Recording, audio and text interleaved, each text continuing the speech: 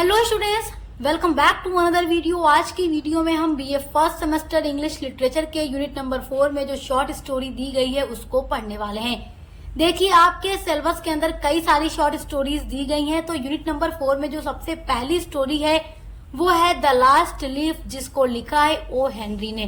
तो इस स्टोरी के राइटर कौन है? O Henry.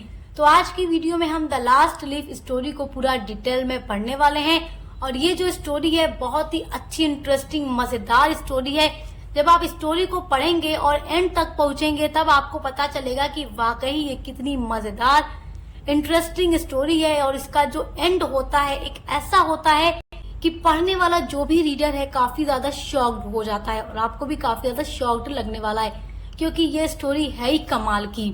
चलिए द लास्ट लीफ स्टोरी को पढ़ना शुरू करते हैं। देखिए, जब ये कहानी शुरू होती है तो इस कहानी में दो लड़कियां हैं जो कि बेस्ट फ्रेंड हैं। दोनों बहुत ही अच्छी दोस्त हैं। एक का नाम है शू तथा दूसरी दोस्त का नाम है जॉन्सी। तो शू और जॉन्सी दोनों यंग आर्टिस्ट हैं और एक फ्लैट में ये दोनों शेयर करके रहती थी। और इनका जो फ्लैट है एक बहुत ही पुराने मकान यानी बिल्डिंग के तीसरी मंजिल पर था, यानी इनका फ्लैट जो है 3rd फ्लोर पर था। नवंबर का महीना आता है और जॉन्सी गंभीर रूप से बीमार पड़ जाती है। उसे न्यूमोनिया हो गया था।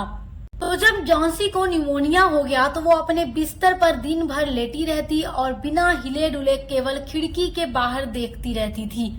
उसकी जो दोस्त स्यू है उसको देखकर काफी ज्यादा परेशान रहती थी और उसने डॉक्टर को भी बुलाया। डॉक्टर हर रोज आता था जॉन्सी की तबीयत को चेक करने, लेकिन जॉन्सी की हालत में कोई भी सुधार या बदलाव नहीं आया, जबकि जॉन्सी की जो कंडीशन थी दिन ब दिन और ज्यादा खराब होती चली जा रही थी। एक दिन जब डॉक्टर जॉन्सी को चेक करने आता है, उसको देखने आता है, तो वो उसकी दोस्त स्यू को एक तरफ ले जाता है और उससे पूछता है कि क्या जॉन्सी को कोई प्रॉब्लम है या कोई चिंता है।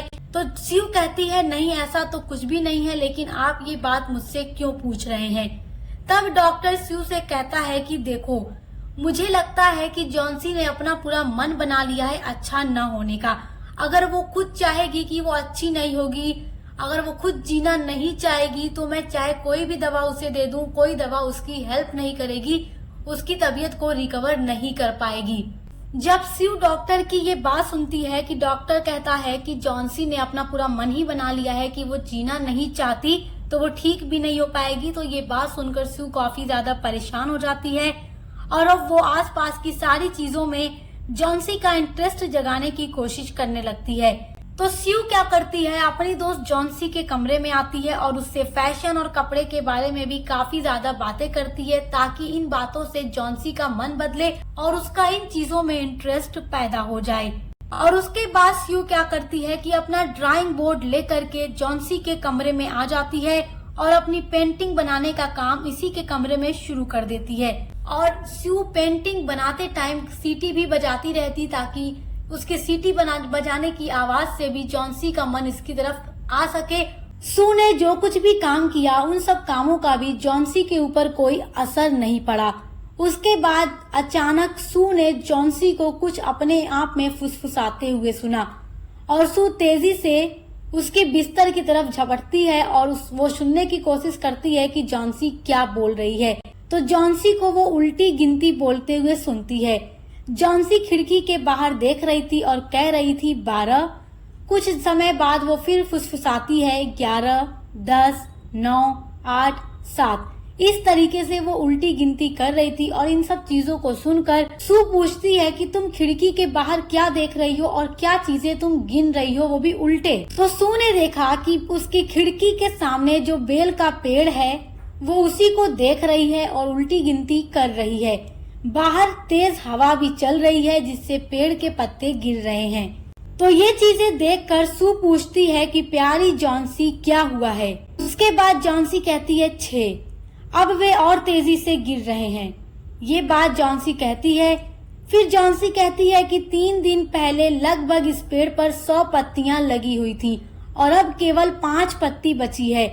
तो ये बात सुनकर सू जॉन्सी से कहती है कि पतझड़ का मौसम है और सारी पत्तियां गिर जाएंगी। तो इतना सुनकर जॉन्सी कहती है कि जब आखिरी पत्ता गिरेगा तो मैं मर जाऊंगी। और जॉन्सी ने ये बात पूरी दृढ़ता के साथ, कॉन्फिडेंस के साथ कहा। मैंने इसे 3 दिन पहले जाना है।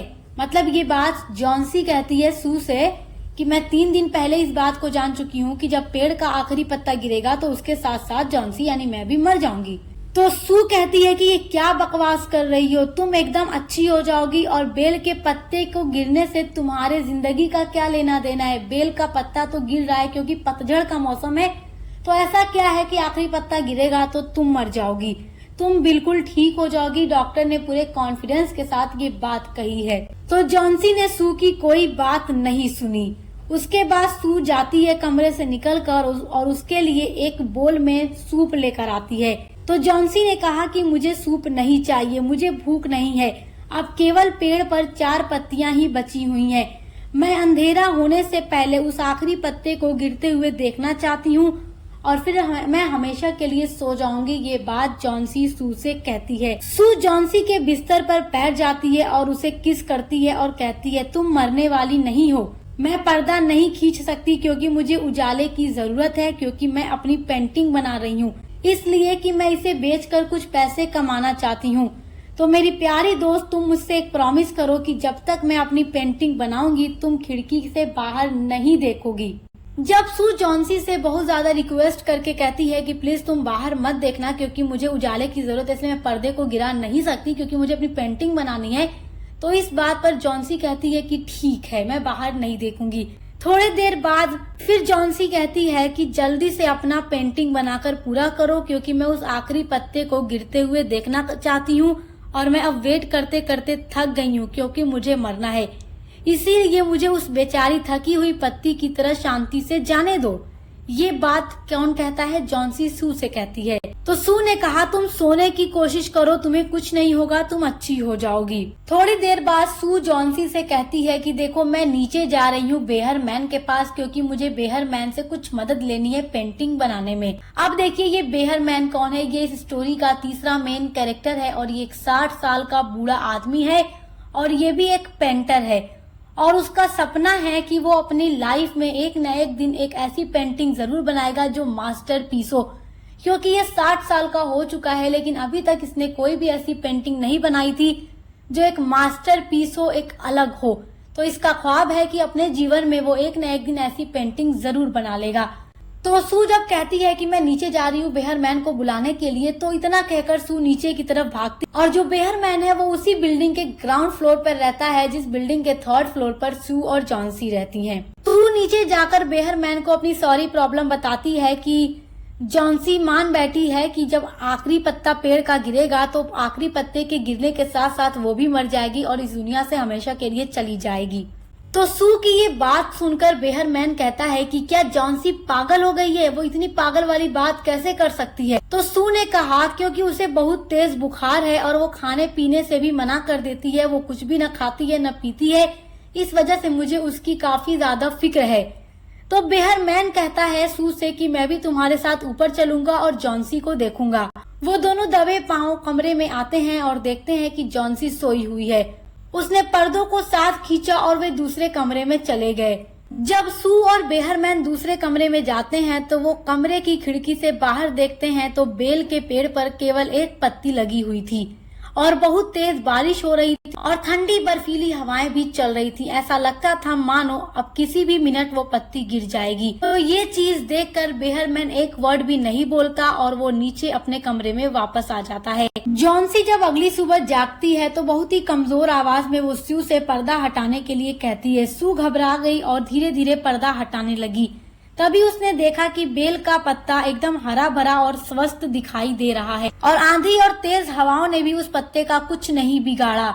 मैंने पिछली रात हवा को सुना था, जॉन्सी कहती है। मैंने सोचा था कि वो पत्ता गिर जाएगा और उसके साथ साथ मैं भी मर जाऊंगी। तो ये सुनकर सू कहती है कि तुम नहीं मरोगी, तुम्हें अपनी दोस्त की खातिर जिंदा रहना होगा। अगर तुम मर जाओगी तो मेरा क्या होगा? जॉन्सी कमजोरी से मुस्कुराई और अपनी आंखें बंद कर लेती है। वह हर 1 घंटे बाद खिड़की से बाहर देखती जाती और वह पत्ता अभी भी वहाँ पर था। ऐसा लग रहा था जैसे वह बेल से चिपक गया हो। शाम को फिर बहुत तेज आंधी आती है परंतु वो पत्ता फिर भी नहीं गिरता है। जॉन्सी बहुत देर तक उस पत्ते को देखती रही। तब उसने स्यू को बुलाया और कहा, मैं एक खराब लड़की हूँ, तुम इतने प्यार से मेरी देखभाल करती हो और मैंने फिर भी तुम्हारा साथ नहीं दिया। मैं बहुत हताश और उदास हो गई थी।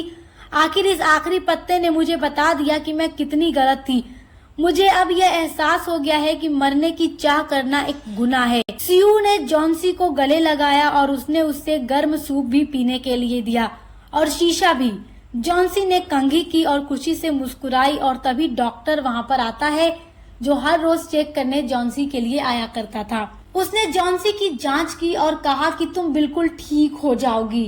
फिर उसने कहा मैं नीचे जा रहा हूँ ग्राउंड फ्लोर पर मेहरमैन को देखने, क्योंकि उसे भी न्यूमोनिया हो गया है और मुझे डर है कि अब वो बचने वाला भी नहीं है, उसके बचने की अब कोई उम्मीद नहीं है। उसी तरीके से आज का ये दिन गुजर जाता है। जब अगली सुबह आती है तो सीयू जॉन्सी के पास आती है और उसके पास आकर उसके बिस्तर पर बैठ जाती है। जॉन्सी का हाथ उसने अपने हाथ में लेकर कहा कि मुझे तुम्हें कुछ बताना है। बेहरमैन की आज मृत्यु हो गई। वह केवल 2 दिन से बीमार था। पहले दिन बिल्डिंग के रखवाले ने उसे बिस्तर में पाया। उसके कपड़े और जूते गीले थे और वह कांप रहा था। वह तूफानी रात में बाहर भी गया था। तब उन्होंने पाया कि एक सीढ़ी और एक लालटेन जो अभी तक उसके बिस्तर के पास चल रही थी। कुछ ब्रश तथा हरे और पीले रंग के पेंट भी फर्श पर सीढ़ी के पास गिरे पड़े थे। प्यारी जॉन्सी, खिड़की के बाहर देखो, उस पेड़ के पत्ते को तुम्हें देखकर क्या हैरानी नहीं हुई कि वह पत्ता हवा चलने के बाद भी फड़फड़ाया क्यों नहीं, हिला क्यों नहीं। वह बेहरमैन की अंतिम कला है। उसने उस रात पेंट किया जब आखिरी पत्ता झड़कर इस पेड़ से नीचे गिर गया था।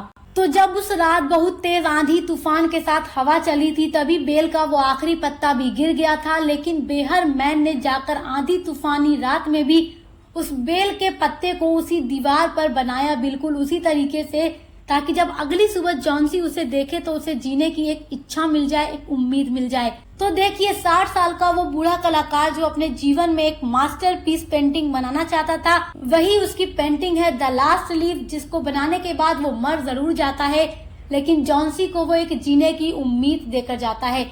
तो ये है बेहरमैन का सैक्रिफाइस और उसके लाइफ की लास्ट लीफ पेंटिंग, उसके लाइफ की आखिरी मास्टरपीस पेंटिंग। तो आई होप कि आपको इस स्टोरी की एंडिंग ने शॉक्ड कर दिया होगा कि किस तरीके से वो आखिरी पत्ता जो लटक रहा था वो वास्तव में नहीं था, वो केवल एक पेंटिंग था जो बेहरमैन ने बनाया था। तो आई होप कि आपको स्टोरी बहुत ही ज्यादा मजेदार लगी होगी और इस स्टोरी से जितने भी ज्यादा इंपॉर्टेंट क्वेश्चन बनने वाले हैं आपके एग्जाम में वो सभी मैं अपलोड कर दूंगी। आपको टेंशन लेने की जरूरत नहीं है। सक्सेस मास्टर पॉइंट बीए के लिए बेस्ट चैनल है जहां पर हर एक सब्जेक्ट की क्लासेस ड्यू सिलेबस के अकॉर्डिंग कराई जाती हैं और जहां पर भी ऑब्जेक्टिव्स पेपर होता है और जहां सब्जेक्टिव पेपर होता है, दोनों के लिए अलग अलग मॉडल पेपर अपलोड किए जाते हैं ताकि एग्जाम की तैयारी अच्छे से कर सके। तो अब मिलते हैं अगली वीडियो के साथ।